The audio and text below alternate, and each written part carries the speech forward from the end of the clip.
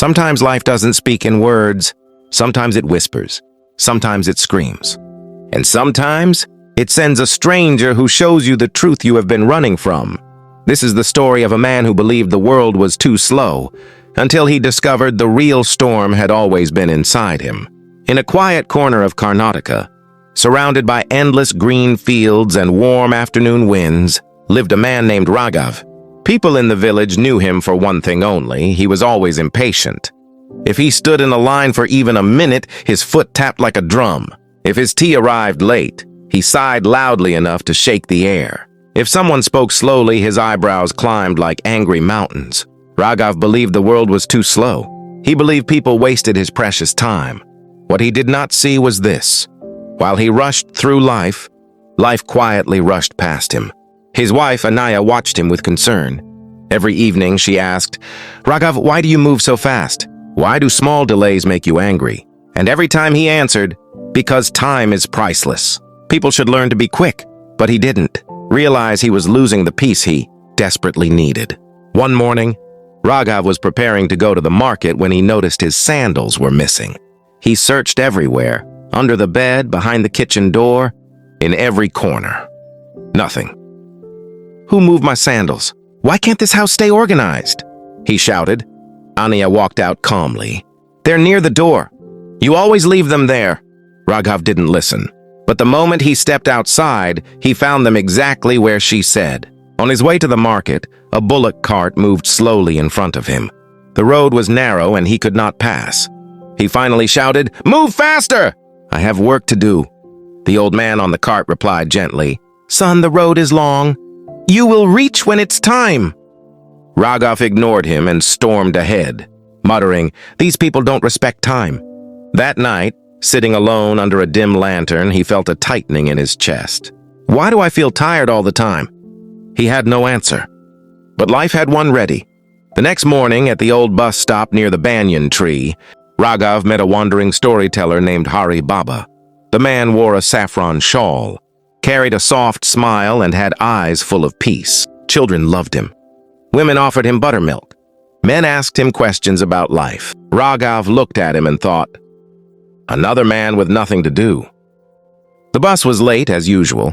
Raghav's irritation grew by the minute. "Why is this bus always late? Nothing here is ever on time," he shouted. Hari Baba turned to him with a calm smile. "Son, may I ask you something?" Raghav nodded.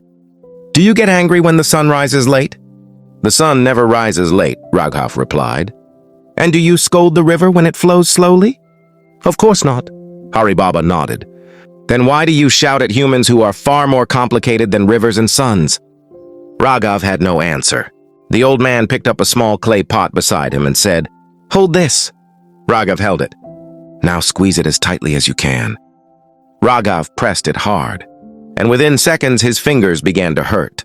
"Is the pot hurting you?" the old man asked. "No, my hand is hurting." "Exactly," Hari Baba said gently. "This pot is life. You are gripping it too tightly. Your pain doesn't come from life. It comes from your expectations." He placed the pot on the ground. Life becomes lighter when you hold it lightly. Something inside Raghav shifted like a locked door quietly opening.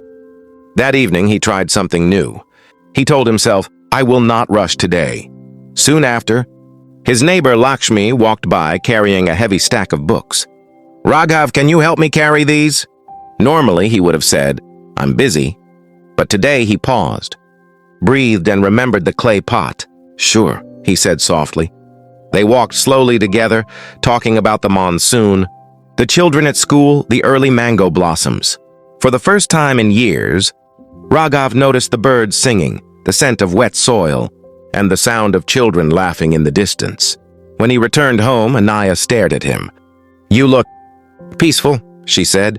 Raghav simply smiled. The next day, the market was crowded. Someone spilled water near him, someone bumped into him. His old self wanted to explode, but he didn't. He breathed. He stepped aside. And he realized something powerful.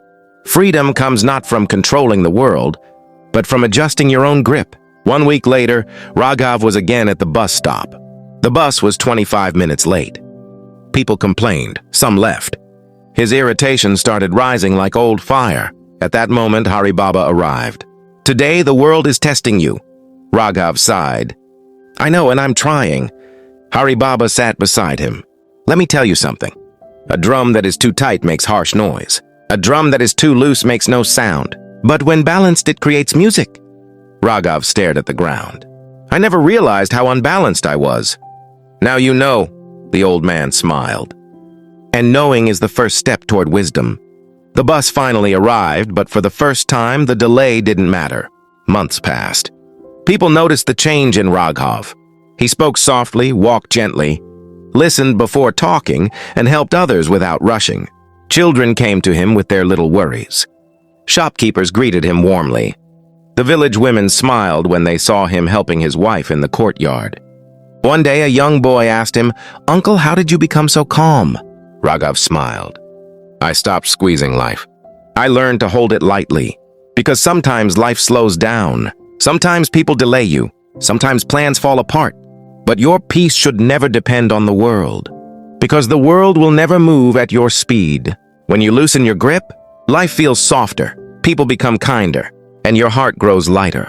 So the next time impatience rises inside you, remember the clay pot and whisper to yourself, 'I won't squeeze life today.